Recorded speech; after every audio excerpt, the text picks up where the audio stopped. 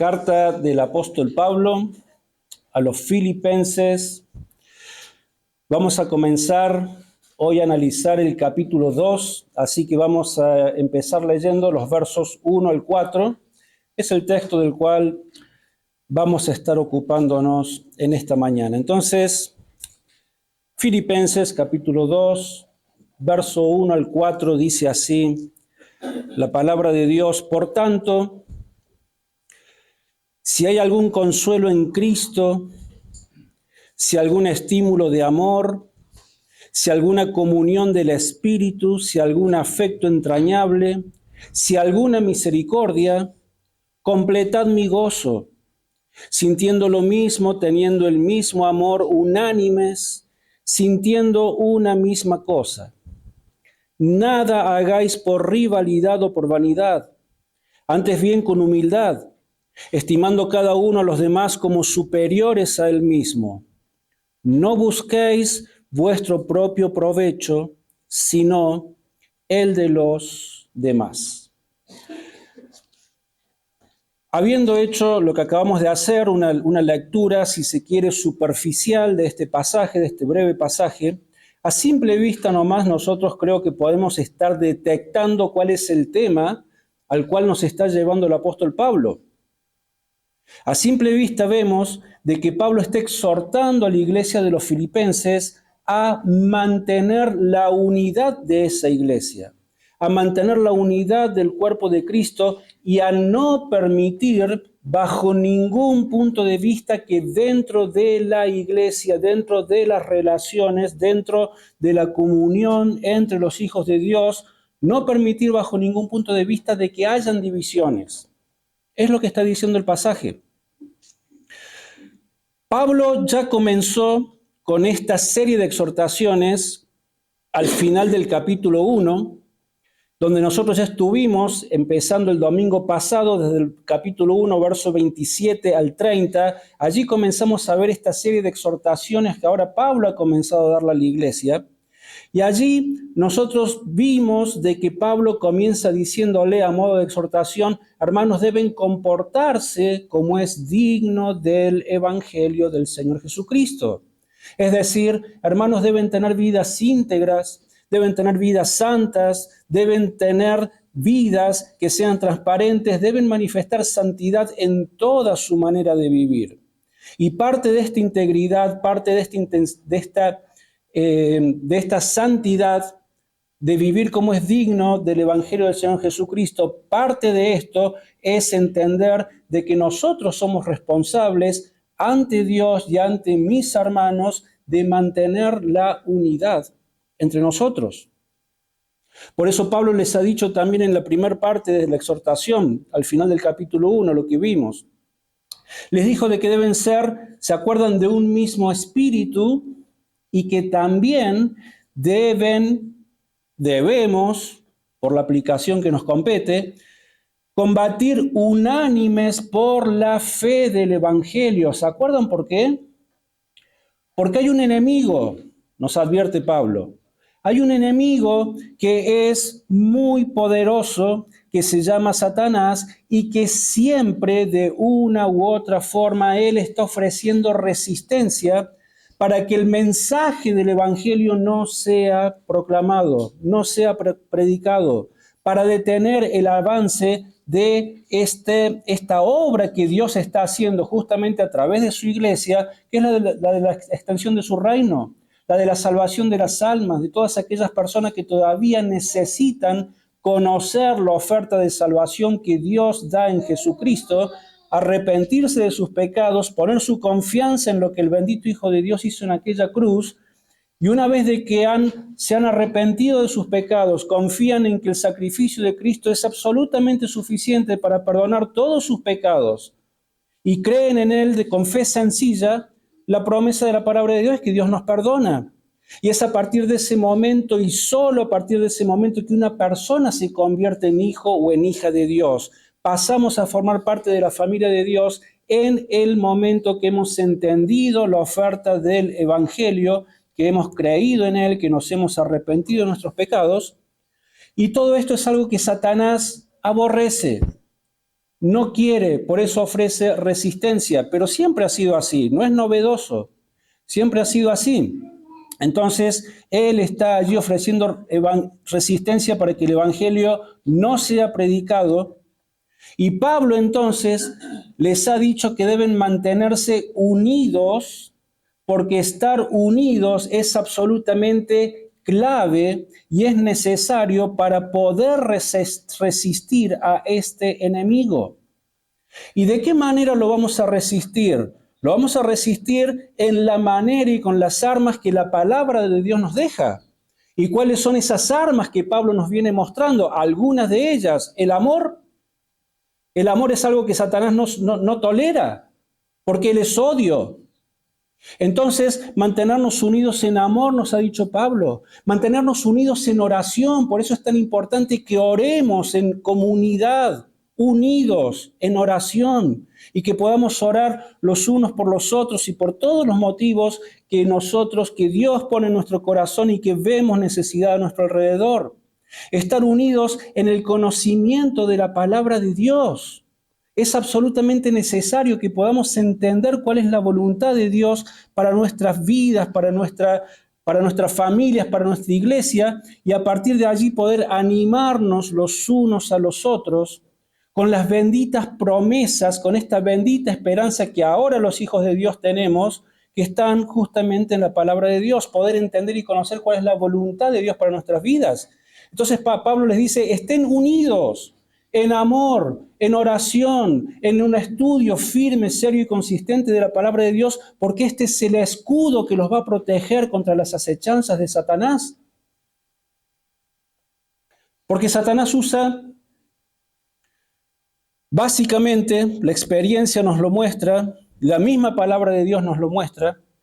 Satanás usa dos estrategias para hacer de que una iglesia desaparezca. Una de ellas es atacando desde afuera. ¿Y cómo lo hace? Lo hace enviando falsos maestros a sus iglesias, a las iglesias de Cristo. Personas que intencionalmente vienen para sembrar falsa doctrina en medio del pueblo de Dios. Y vienen a atentar y a descalificar la absoluta autoridad que la palabra de Dios tiene sobre nuestras vidas y es la única autoridad que nosotros reconocemos. No reconocemos ninguna otra autoridad, no reconocemos ningún otro tipo de doctrina o de enseñanza en donde nosotros depositemos nuestra fe o querramos abrazarlas para nuestra vida práctica. No nos interesa. Lo único que nos interesa, a lo único que nos rendimos es a la palabra de Dios que Él nos ha dejado escrita. Pero Satanás usa a falsos maestros para introducir falsas doctrinas, y si esto llega a ocurrir, lo que pasa al final del tiempo o con el tiempo es de que las falsas doctrinas hacen de que las iglesias se debiliten, porque ya no están creyendo en la voz de Dios, están creyendo en voces extrañas. Y Satanás usa esto para debilitar las iglesias y finalmente que las iglesias se dividan y dejen de ser. Esa es una estrategia. Pero cuando Satanás se encuentra con una iglesia en donde esta iglesia no se deja mover de su fe en la absoluta autoridad de la palabra de Dios, entonces ya no tienen lugar los falsos maestros en ese lugar. Ya no puede atacar desde afuera en su primer forma de estrategia. Entonces, ¿qué es lo que hace? Usa la segunda manera en la que él usa para dividir la iglesia, que es haciendo ¿qué cosa? Produciendo conflictos, peleas, desacuerdos y divisiones entre nosotros. Somos muy fuertes doctrinalmente, pero entre nosotros estamos peleados, dice Pablo. Y Satanás utiliza estas debilidades de nuestra carne, las usa también para dividir y para hacer desaparecer a las iglesias. Y era justamente en el momento que Pablo está escribiendo esta carta a los filipenses, era justamente el gran peligro que estaba amenazando a la iglesia de los filipenses. Habían conflictos dentro de la iglesia. Esta iglesia no tenía demasiados problemas doctrinales. Si nosotros analizamos lo que hemos venido estudiando, lo que veremos más adelante, Pablo no está abordando temas doctrinales en donde ellos estuvieran errados. No, después les va a advertir acerca de algunos legalistas, pero no mucho más que eso. Entonces, doctrinalmente los filipenses estaban bien plantados, habían asimilado bien la enseñanza de Pablo. Ellos también eran una iglesia que vemos desde el comienzo que ellos habían compartido el Evangelio, compartían el Evangelio con el mundo perdido. Era una iglesia que evangelizaba, estaban bien en eso. También podemos ver, como lo vamos a ver más adelante, que era una iglesia generosa, eran muy generosas en términos de ofrendar dinero para la causa de Cristo, para que la iglesia pudiera seguir funcionando, para que el Evangelio se siguiera expandiendo. Ellos eran muy generosos. Entonces, en cuanto a este tipo de cosas, en términos generales, era una iglesia que estaba bien plantada. Sin embargo, estaban enfrentando un gravísimo problema de división dentro de la iglesia. Y esta semilla venenosa de la división, y perdónenme si uso palabras fuertes, pero tenemos que llamar a las cosas por su nombre, hermanos. Porque llamar las cosas por su nombre nos ayuda a entender la real dimensión que tienen algunas situaciones cuando se trata de la vida de la iglesia. La división es una semilla venenosa porque mata, porque destruye, porque hace muchísimo daño al cuerpo de Cristo. Y esta semilla venenosa de la división estaba germinando, había comenzado a germinar en los corazones de dos personas en la iglesia de los filipenses, que eran estas dos amadas hermanas por Pablo, que se llamaba una Evodia y la otra Síntique. Capítulo 4, verso 2. Esta es la razón por la cual Pablo se dirige a ellas por medio de esta carta y dice: ruego a Evodia y a Síntique que sean de un mismo sentir en el Señor. ¿Por qué está haciendo este ruego Pablo? Porque ellas estaban peleadas. Por eso les ruega que sean de un mismo sentir. Y eran dos mujeres que eran miembros sobresalientes de la iglesia de Filipo, porque ellas habían estado prácticamente desde el comienzo de la iglesia. Recordemos de que la iglesia a esta altura ya tiene 10 años aproximadamente.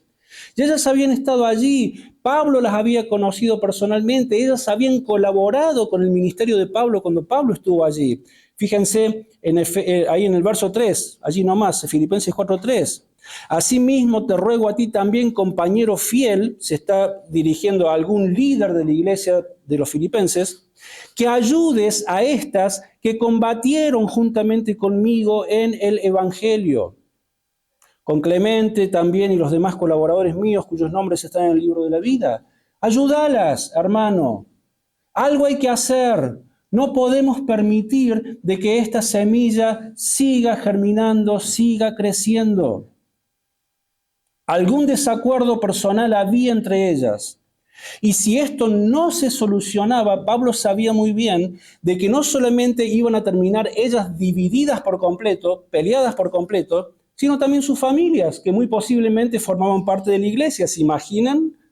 ¿Conocen historias de iglesias en donde se ha dividido y una familia por acá, otra por acá, o una se fue y mucha gente se fue detrás de ellos, y queda la iglesia dividida en un montón de pedazos, cosas muy tristes que pasan muchas veces?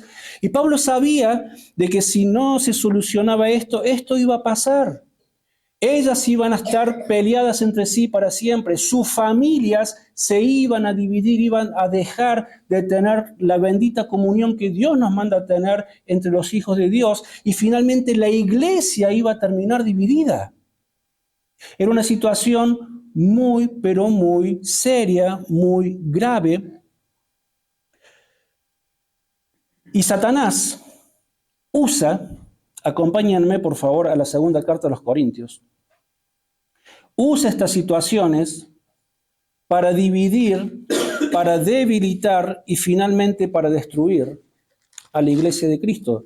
En la segunda carta a los Corintios, capítulo 2, versos 5 al 11, Acá lo que ha venido ocurriendo es de que un hombre de la iglesia de los Corintios en algún momento había desafiado a Pablo, habría desacreditado su autoridad, lo habría rechazado, había habido una situación muy difícil entre esta persona y Pablo.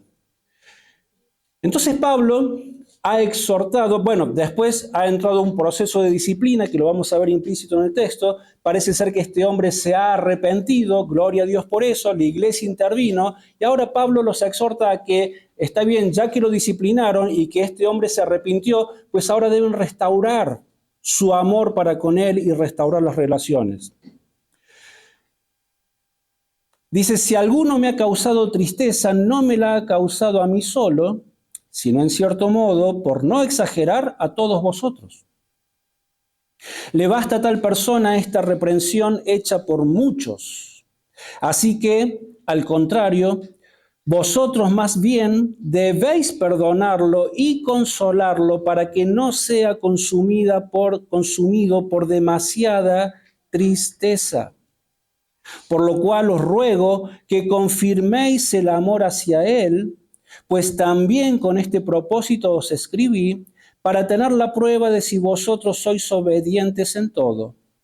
Al que vosotros perdonáis, yo también, porque también yo lo que he perdonado, si algo he perdonado por vosotros, lo he hecho en presencia de Cristo. ¿Por qué? ¿Y para qué? Verso 11. Para que Satanás no saque ventaja alguna sobre nosotros, pues no ignoramos sus maquinaciones. ¿Hay situaciones que ocurren en la iglesia? Seguramente. ¿Qué hacemos? Hay que resolverlas. ¿Sobre la base, el fundamento de qué? Del amor. Y si llega a buen puerto la situación, el desacuerdo, la pelea, lo que fuera, si las partes se arrepienten, se perdonan, la iglesia debe perdonar, debe restaurar y debemos volver a la misma comunión que teníamos antes y es más, aún más fuerte que antes. Porque muchas veces los conflictos interpersonales dentro de la iglesia, si son tratados bíblicamente, lo que hace es fortalecer las relaciones antes que debilitarlas. Este es el plan de Dios.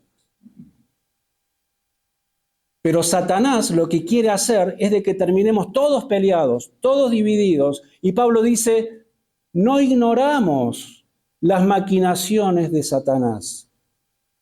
Entonces, en el pasaje de hoy, Pablo nos va a mostrar 3 elementos que hacen referencia a la unidad para que en la iglesia todo el tiempo estemos velando y estemos procurando construir y fortalecer la unidad los unos para con los otros. Entonces muestra 3 elementos y los tienen ustedes allí en sus bosquejos. Lo primero que vamos a ver son los motivos correctos de la unidad. El segundo elemento es qué es lo que impide tantas veces la unidad y finalmente qué es lo que fomenta la unidad. Entonces, de nuevo, Filipenses capítulo 2, verso 1, Pablo comienza diciendo, por tanto, si hay algún consuelo en Cristo, si algún estímulo de amor, si alguna comunión del Espíritu, si algún afecto entrañable, si alguna misericordia.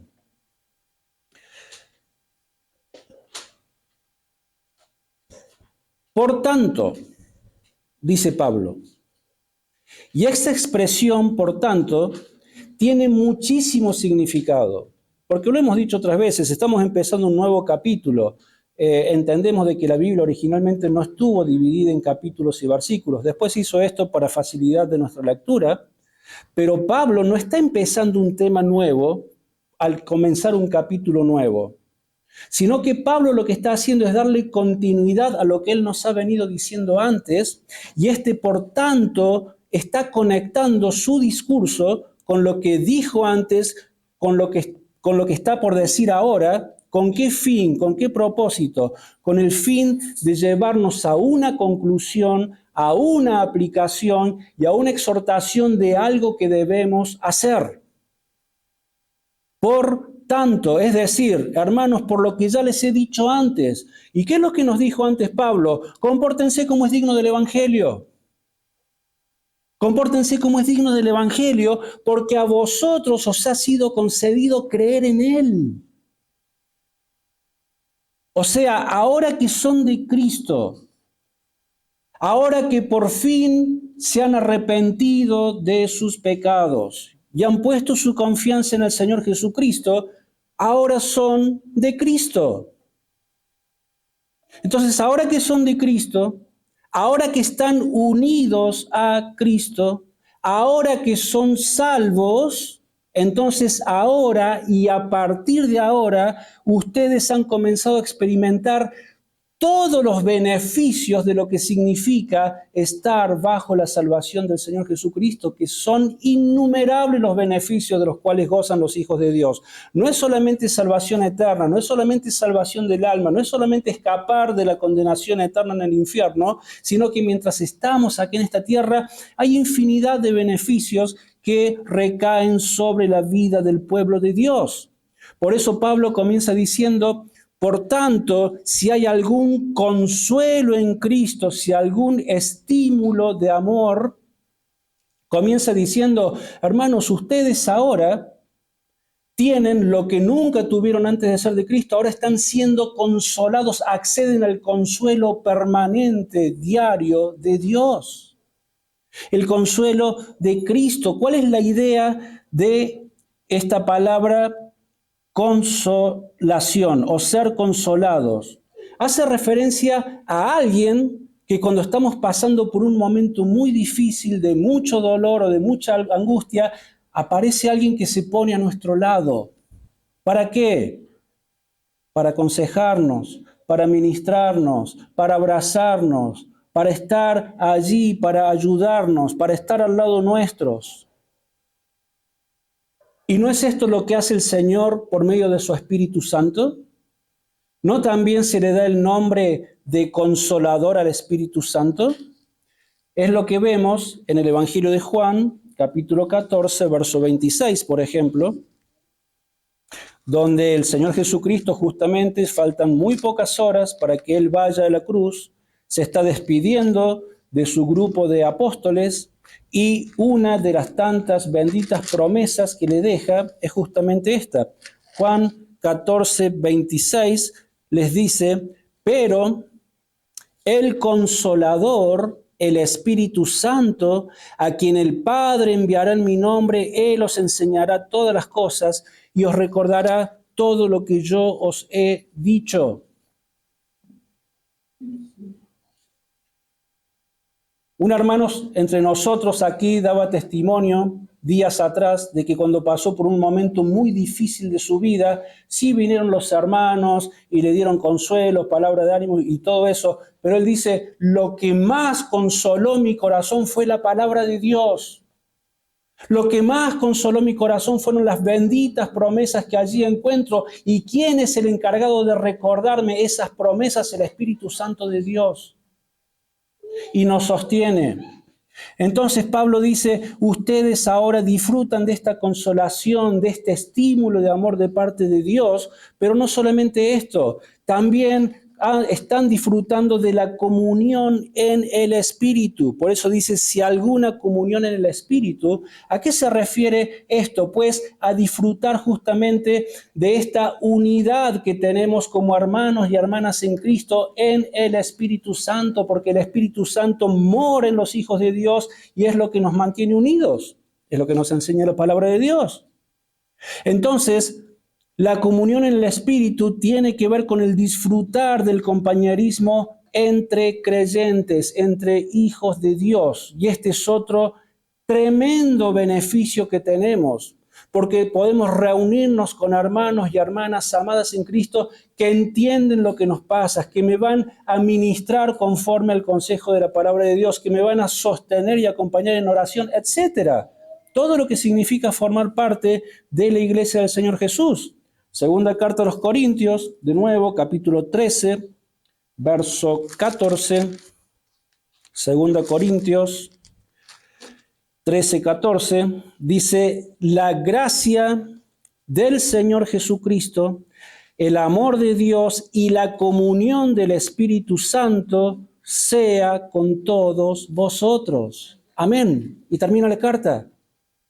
Que la comunión del Espíritu Santo, que la comunión entre ustedes que se sostiene por la unidad del Espíritu Santo sea entre vosotros, sea una realidad. Y tercero, Pablo habla de este afecto entrañable y la misericordia de Dios. Por eso dice, si alguna comunión del Espíritu, y ahora agrega, si algún afecto entrañable, si alguna misericordia. Y esto viene de parte de Dios, porque Dios ha derramado su amor de una manera increíble y su compasión sobre la vida de todos aquellos que se han arrepentido y han creído en su Hijo. El amor de Dios ha sido derramado en nuestros corazones y esta expresión entrañable es una expresión judía, creo que muchos sabemos de esto, lo hemos escuchado, que hace referencia a los órganos internos del cuerpo, es decir, a las entrañas. De ahí viene la palabra entrañable. Es como que en un sentido figurado se usaba esta expresión para referirse a ese lugar profundo del alma de donde nacen nuestras emociones. En sentido figurado, nuestras entrañas. Cuando sentimos emociones fuertes, ¿no nos pasa algo en la panza? ¿No nos pasa algo en las entrañas? Bueno, nos pasa algo en un lugar mucho más profundo que nuestra parte física, que nuestros órganos. Eso ocurre en nuestra alma, en la parte más profunda de nuestra alma. Entonces es como que Pablo está diciendo del mismo modo, hermanos, que Dios los ama entrañablemente. Es decir, desde lo más profundo de su ser, del mismo modo que Dios los ama entrañablemente, así deben amarse los unos a los otros. Colosenses 3:12. Vestíos pues como escogidos de Dios, santos y amados, de entrañable misericordia, de bondad, de humildad, de mansedumbre, de paciencia. Si seguimos leyendo, soportaos unos a otros y perdonaos unos a otros si alguno tiene queja contra otro, de la manera que Cristo os perdonó, así también hacedlo vosotros. Pues bien, Pablo dice, hermanos, ahora que son hijos de Dios, ahora que tienen todos estos recursos necesarios para poder lograr la unidad entre ustedes, y ahora que saben cuál es la motivación correcta para mantener la unidad entre ustedes, pues entonces vayan y háganlo. Ocúpense de eso, porque tienen todo lo que necesitan. Y cuando esto hagan, recién allí mi gozo va a estar completo. Filipenses 2:2. Completad mi gozo sintiendo lo mismo, teniendo el mismo amor, unánimes, sintiendo una misma cosa. Ahora se acuerdan qué es lo que venimos viendo nosotros acerca del gozo del apóstol Pablo. Venimos viendo de que él era un hombre de gozo. A pesar de las dificultades dificilísimas por las que él tenía que pasar todo el tiempo por causa de la predicación del Evangelio, a pesar del sufrimiento, a pesar del dolor, a pesar de todas aquellas cosas que le causaban tanto, pero tanto dolor, lágrimas, angustia y sufrimiento, a pesar de eso, Pablo era un hombre de gozo. ¿Se acuerdan que lo venimos viendo? Y que no había nada que podía robarle el gozo. Sin embargo, Pablo está diciendo ahora de que su gozo está, pero no está completo. Él no ha perdido el gozo, pero su gozo no está completo. Falta algo para que ese gozo esté completo, oh Filipenses, y este gozo no va a estar completo, les está diciendo Pablo, hasta que ustedes solucionen el problema que existe entre sus hermanas, Evodia y Síntique. Hasta que esto no pase, mi gozo no va a estar completo. Bueno, hasta allí entonces los motivos correctos de la unidad. Ahora veamos qué nos dice la palabra de Dios con aquellas cosas que impiden justamente esta unidad. La primera parte del verso 3 dice: nada hagáis por rivalidad o por vanidad. Otra versión puede decir: nada hagáis por contienda o por vanagloria. Es lo mismo. Esta palabra contienda está haciendo referencia a la ambición egoísta que está en el corazón de las personas. Tiene que ver con el orgullo personal que lleva a las personas a hacer las cosas a su manera y sin discusión. Ahora entendamos, hay veces de que personas tienen que tomar decisiones y como no se encuentra otra solución, esa persona muchas veces no tiene otra alternativa que hacer las cosas a su manera, que tomar decisiones, pero porque está pensando en el bien de los demás.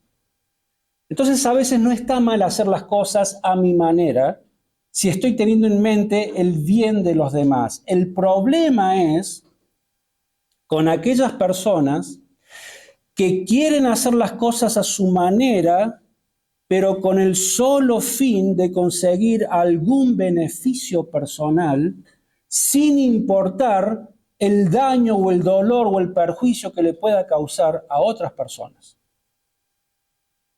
Es muy diferente. ¿Cómo piensan estas personas? ¿Sabes qué? Acá lo único que importa es que las cosas se hagan como yo digo. Te guste o no te guste. Que se hagan como yo las veo. Que se hagan como a mí me convienen. Que se hagan de la manera en la que yo siempre salga ganando. Porque mientras las cosas se den así, vamos a estar bien. Aunque muchas personas salgan lastimadas, aunque muchos salgan perjudicados. Y te digo más, si por causa de satisfacer mi deseo egoísta me tengo que pelear con medio mundo, me voy a pelear. Porque yo soy así. Y si te gusta, bien. Y si no te gusta, problema tuyo. Yo soy así. ¿Conocen personas así? Yo también.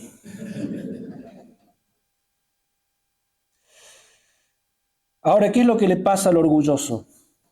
Es una persona que anda enojada todo el tiempo y peleada todo el tiempo con todo el mundo. Son personas que lo único que producen en su entorno es división. Están solos y van a terminar solos en la vida. Ahora, no es de extrañar que Pablo hace referencia en primer lugar a este pecado de la contienda y de esta ambición egoísta que está tan llena de orgullo personal. ¿Por qué? Porque el orgullo es la raíz de donde se sustentan el resto de todos los otros pecados que conocemos. El orgullo es la fuente de la maldad. Y si no, fíjense qué fue lo que pasó con Satanás. Vamos a estar leyendo el profeta Isaías, después al profeta Ezequiel, pero son dos pasajes bastante conocidos en donde si bien el profeta se está dirigiendo a gobernantes, autoridades de la época, pero detrás de eso se está haciendo una descripción y una referencia de qué fue lo que pasó en Satanás en el momento de su caída, en el momento de su rebelión contra Dios. Isaías capítulo 14, verso 12 al 14 comienza diciendo: ¿Cómo caíste del cielo, lucero de la mañana? Derribado fuiste a tierra, tú que debilitabas a las naciones, tú que decías en tu corazón, subiré al cielo en lo alto, junto a las estrellas de Dios, y levantaré mi trono en el monte del testimonio, me sentaré en los extremos del norte, sobre las alturas de las nubes subiré, y seré semejante al Altísimo. Vamos a Ezequiel 28, está un poco más adelante. Ezequiel, Jeremías, Lamentaciones y después viene Ezequiel. Ezequiel 28,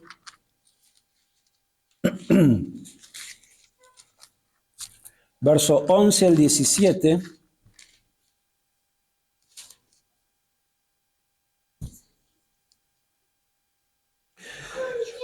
Dice, vino a mí palabra de Jehová diciendo, Hijo de hombre, entona lamentaciones sobre el rey de Tiro y dile, así ha dicho Jehová el Señor. Tú eras el sello de la perfección, lleno de sabiduría y de acabada hermosura. En Edén, en el huerto de Dios estuviste. De toda piedra preciosa era tu vestidura, de cornerina, topacio, jaspe, crisólito, berilio y ónice, de zafiro, carbunclo, esmeralda y oro. Los primores de tus tamboriles y flautas fueron preparados para ti en el día de tu creación. Tú, querubín grande, protector, yo te puse en el santo monte de Dios. Allí estuviste y en medio de las piedras de fuego te paseabas. Perfecto eras en todos tus caminos desde el día en que fuiste creado hasta el día que se halló en ti maldad. A causa de tu intenso trato comercial te llenaste de iniquidad y pecaste, por lo cual yo te eché del monte de Dios y te arrojé de entre las piedras de fuego, querubín protector. Y se enalteció tu corazón a causa de tu hermosura, corrompiste tu sabiduría a causa de tu esplendor. Yo te arrojaré por tierra y delante de los reyes te pondré por espectáculo. Se enalteció tu corazón, te llenaste de orgullo. No conforme con la hermosura y con todos los privilegios con los que Dios había creado a este ser angelical, no conforme con todo esto, él se llenó de orgullo y quiso ocupar el mismo lugar de Dios. Él quiso ser igual a Dios, sin importar las consecuencias.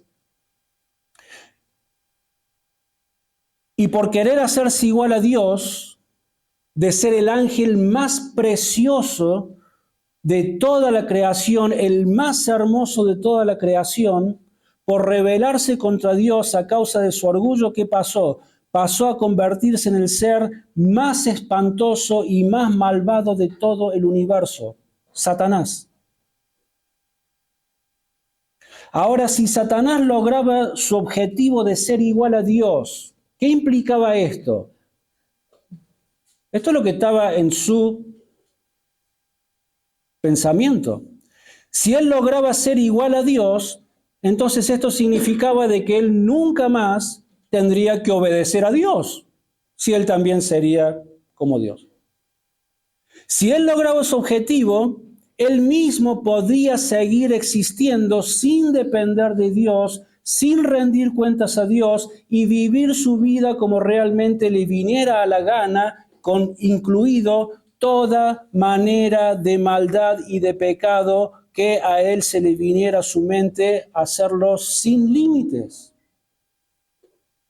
Pero como no pudo lograr lo que su corazón tan lleno de orgullo deseaba, porque te imaginas que es una locura, jamás pudo lograr lo que él pretendía, ¿qué fue lo que hizo en el odio que se le despertó contra Dios por no poder ser igual a Dios? Pues entonces Satanás ahora odia todo lo que tiene que ver con Dios, odia todo lo que tiene que ver con los planes de Dios y odia a todos aquellos seres que han sido creados a imagen y semejanza de Dios, que somos nosotros. Entonces, ¿qué fue lo que hizo? Introdujo el mismo orgullo que rebalsaba su corazón en la raza humana. Génesis capítulo 3, verso 1 al 5. Génesis capítulo 3, verso 1 al 5. Dice, la serpiente era más astuta que todos los animales del campo que Jehová Dios había hecho, y dijo a la mujer, ¿con que Dios te ha dicho no comáis de ningún árbol del huerto? La mujer respondió a la serpiente, del fruto de los árboles del huerto podemos comer, pero del fruto del árbol que está en medio del huerto, dijo Dios, no comeréis de él, ni lo tocaréis para que no muráis. Entonces la serpiente dijo a la mujer, no pasa nada, no van a morir. Pero Dios sabe que el día que comáis de él, serán abiertos vuestros ojos y seréis como Dios, conocedores del bien y del mal. No pasa nada. Coman del fruto y cuando toman del fruto van a ser igual a Dios. Mentira, eso es lo que él quiso hacer por sí mismo y le fue tan mal que ahora lleno de odio y de rencor, trae la misma mentira que subió a su corazón a causa de su orgullo para perjudicar a aquellos que habían sido creados a imagen y semejanza de Dios. Y Adán y Eva compraron la mentira de Satanás y se comieron el fruto pensando lo mismo, de que ellos ahora si iban a ser igual a Dios, pues ya no iban a tener más que rendir cuenta a Dios. No iban a tener que depender más del consejo ni rendirse ante la voluntad de Dios, que ellos ahora iban a poder ser independientes de Dios. Gracias Dios por habernos creado, gracias Dios por habernos dado este Edén, este mundo tan maravilloso, gracias por todas las bendiciones con las que nos bendijiste, creo que se dice así. ¿Así se dice? ¿Bendijiste? Bien. Pero ya no te necesitamos más.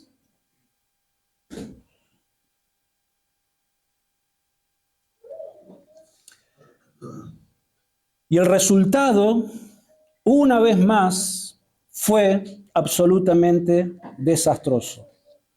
El pecado y la muerte entran a toda la raza humana por la desobediencia de Adán y Eva. A ellos tampoco le importó la advertencia de Dios porque Dios se los había advertido. A ellos tampoco les importó las desastrosas consecuencias que vendrían sobre la humanidad. Lo único que le importó a ellos en ese momento fue satisfacer su deseo, su curiosidad de ser igual a Dios, porque también, igual que Satanás, en ellos también se enalteció el corazón de ellos. Se llenaron de orgullo y de arrogancia. ¿Y cuál fue el resultado? En primer lugar, del orgullo de Satanás. Produjo división entre él y Dios. Fue expulsado de la presencia de Dios. Produjo división entre quiénes más, entre aquellos ángeles que se subordinaron a su rebelión y que pasaron de ser ángeles hermosos y gloriosos a convertirse en un ejército de demonios, seres horrendos, espantosos que están al servicio de Satanás y del mal hasta el día de hoy. Y se produjo esta división entre el ejército santo de Dios, aquellos que, como dice Judas también, que guardaron su dignidad y que no se rindieron a este propósito de Satanás. Bueno, se produjo una división entre Satanás y Dios, entre los ángeles santos y los ángeles pervertidos de Satanás. División, destrucción. ¿Qué fue lo que pasó con Adán y Eva? Algo muy semejante. En el momento que le dieron lugar a su orgullo, a los deseos perversos de su corazón, se produjo una división entre ellos y Dios. Fueron expulsados del paraíso. Comenzaron a tener problemas entre ellos, a haber divisiones entre ellos. La mujer que me diste.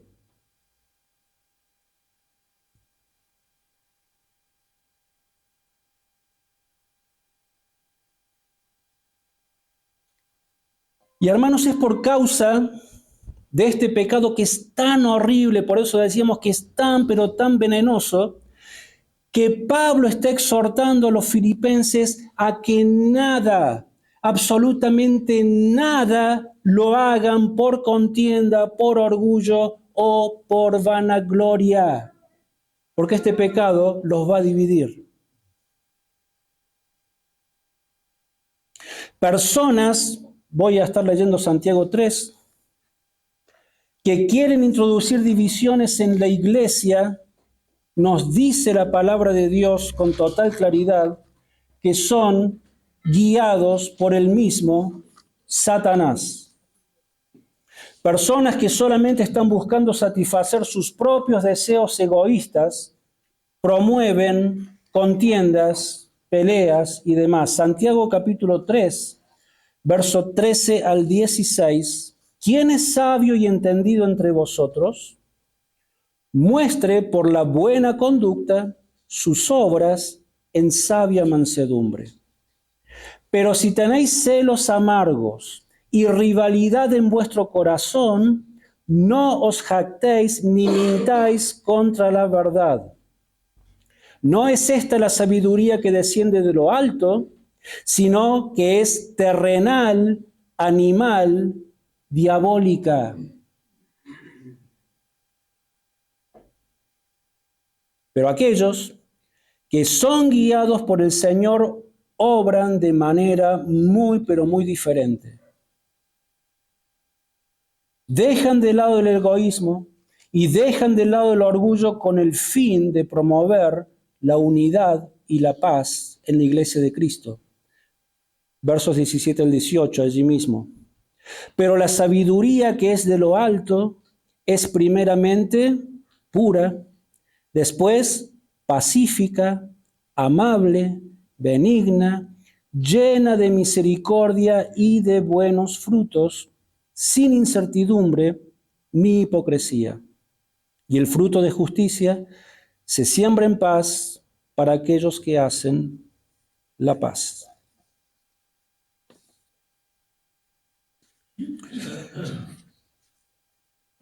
Entonces, Pablo nos ha mostrado los motivos correctos de la unidad. Nos ha mostrado qué es lo que impide la unidad y finalmente nos va a hablar de qué es lo que fomenta la unidad. Entonces, Filipenses capítulo 2, verso 3 y 4, la mitad del verso 3, bueno, el 3 completo, dice entonces, nada hagáis por rivalidad o por vanidad, antes bien con humildad, estimando cada uno a los demás como superiores a él mismo. No busquéis vuestro propio provecho, sino el de los demás.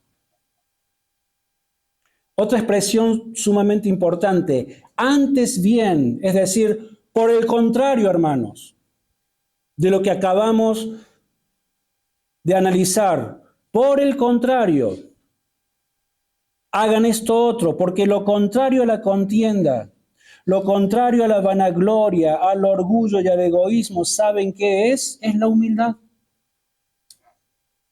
Es lo que es absolutamente antagónico a todas estas formas de pecados, es la unidad.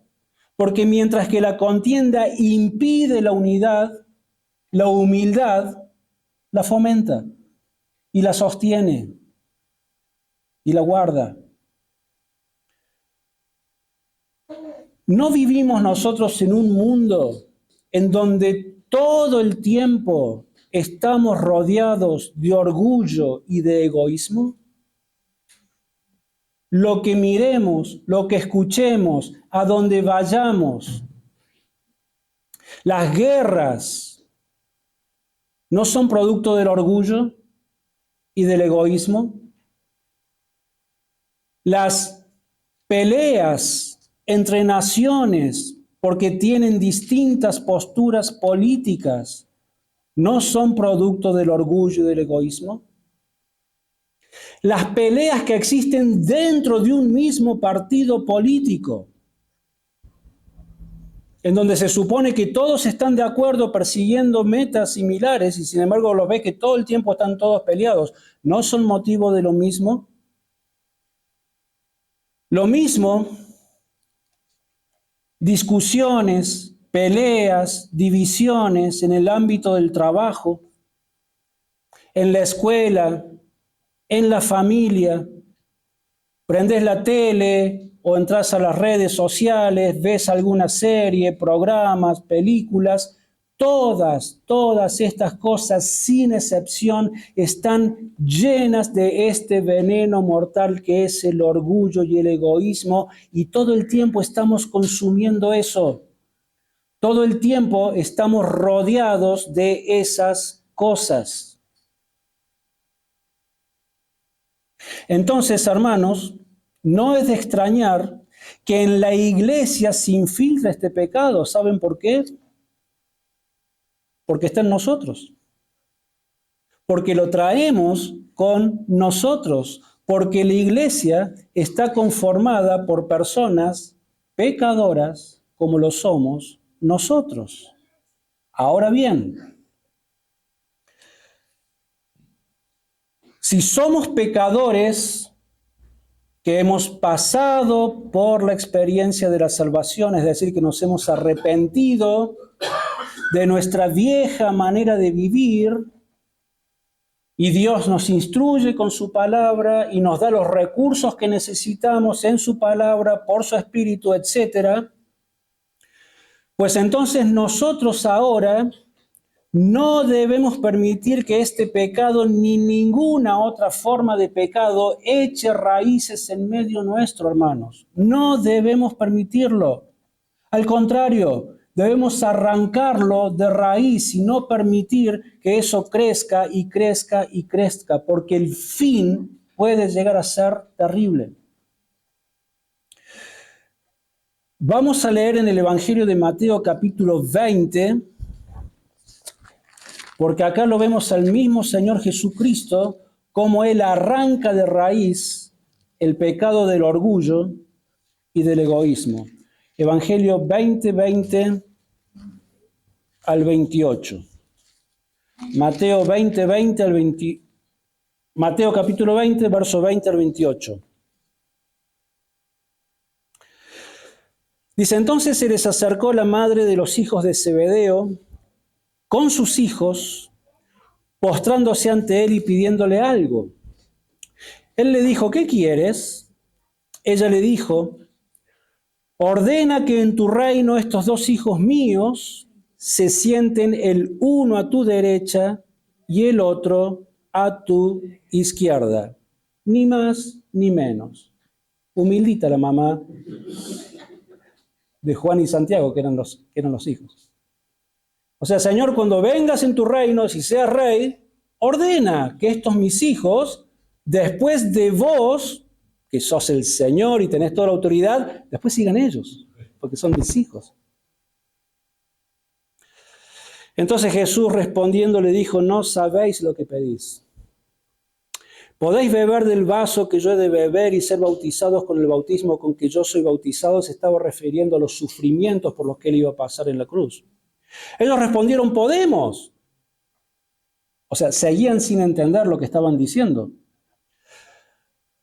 Entonces él les dijo, a la verdad de mi vaso beberéis y con el bautismo con que yo soy bautizado seréis bautizados. O sea, van a sufrir por mi causa y fue lo que pasó con ellos. Pero el sentaros a mi derecha y a mi izquierda no es mío darlo, sino a aquellos para quienes está preparado por mi Padre.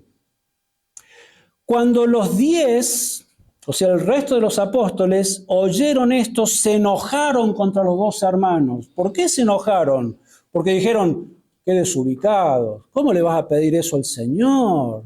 ¿Pero qué es lo que te pasó en tu corazón? ¿Se enojaron por esto? No. Se enojaron porque ellos anhelaban el mismo puesto que la mamá de Juan y Santiago estaban pidiendo.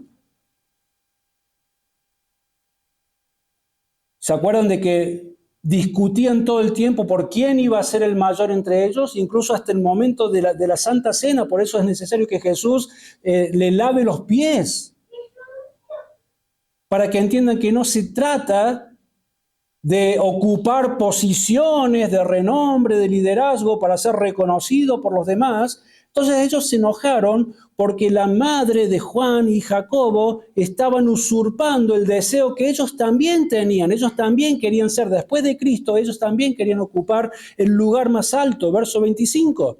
Entonces Jesús llamándolos dijo: sabéis que los gobernantes de las naciones se enseñorean de ellas, y los que son grandes ejercen sobre ellas potestad, pero entre vosotros no será así.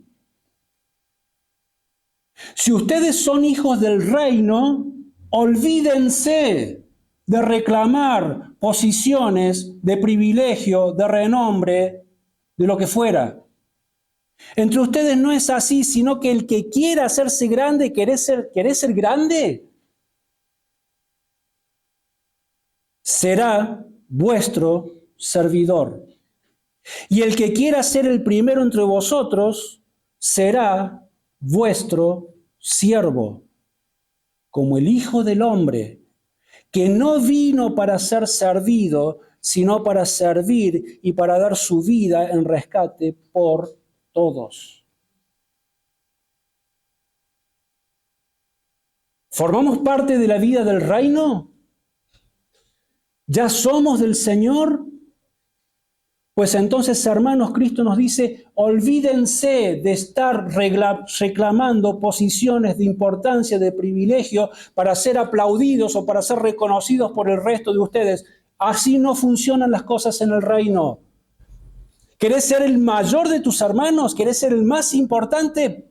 Convertite en siervo de ellos. Fíjate de qué manera los podés servir, de qué manera los podés amar, de qué manera vas a bregar por la unidad del Espíritu en medio de ustedes, de qué manera vas a estar haciendo algo por alguien. ¿Estamos haciendo algo por alguien de manera práctica y contundente?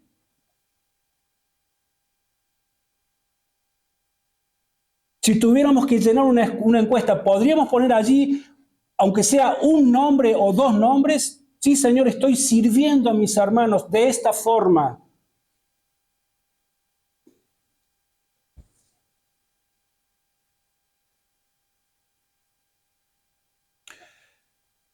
Y es de lo que vamos a estar hablando el domingo que viene. En el capítulo 2 es el pasaje que sigue de Filipenses, versos 5 al 8, y lo vamos a leer ahora, porque tiene todo que ver con lo que estamos hablando, obviamente.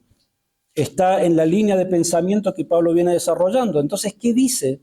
Recién Jesús así dijo: así como el Hijo del Hombre no vino para ser servido, sino para servir y dar su vida en rescate por todos. ¿Qué dice Pablo ahora en 5:8? Haya pues en vosotros este sentir que hubo también en Cristo Jesús. Él, siendo en forma de Dios, no estimó el ser igual a Dios como cosa a que aferrarse, sino que se despojó a sí mismo, tomó la forma de siervo y se hizo semejante a los hombres. Más aún, hallándose en la condición de hombre, se humilló a sí mismo, haciéndose obediente hasta la muerte, y muerte de cruz. Allí tenés el máximo ejemplo de servicio y de humildad. Y es por eso que Pablo le dice a estos filipenses lo que les está diciendo. Porque el corazón de Pablo estaba en sintonía con el corazón de Dios.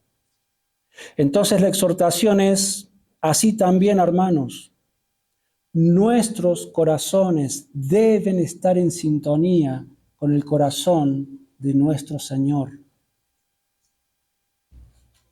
Si realmente somos de Cristo, debemos vivir como es digno del Evangelio de Cristo.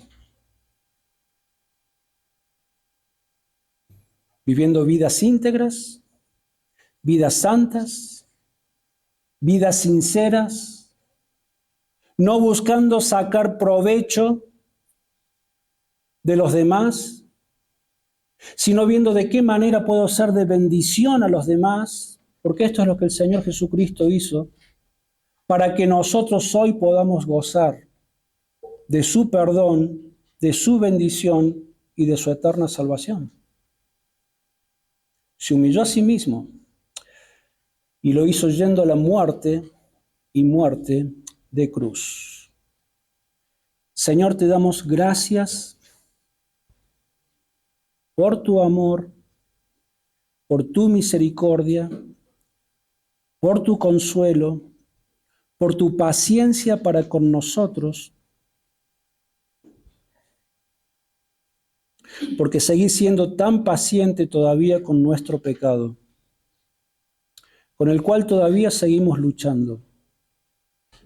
Pero te damos gracias porque tu gracia también ha hecho provisión para que podamos entre nosotros arrancar de raíz aquellas cosas que nos hacen tanto daño a nosotros mismos y a los demás.